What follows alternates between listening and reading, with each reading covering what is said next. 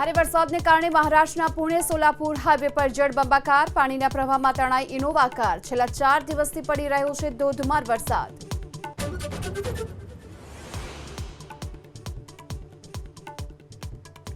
દમણના દરિયામાં જોવા મળ્યો કરંટ, દરિયામાં ઉછળ્યા ઊંચા મોજા, દરિયાકાંઠે જોખમી સેલ્ફી લેતા જોવા મળ્યા પર્યટકો।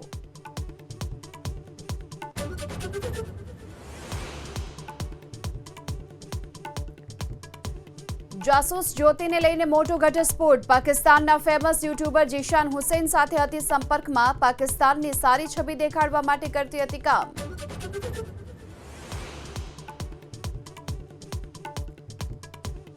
वाणी विलास करता भाजपना नेताओने संयम राखवा प्रधानमंत्री मोदीनी सलाह। ऑपरेशन सिंदूरने लई भाजपना नेताओए कर्यो हतो बफाट, विचारीने बोलवा पीएमए भाजप नेताओने कर्युं सूचन।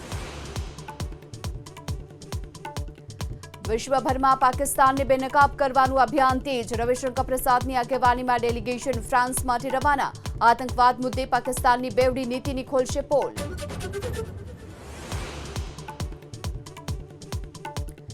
एसटीમાં ક્લાર્કને નોકરીની લાલચ આપી 97,000 રૂપિયાની ઠગાઈ। અમદાવાદના વટવા પોલીસ સ્ટેશનમાં 2 આરોપી સામે નોંધાઈ ફરિયાદ।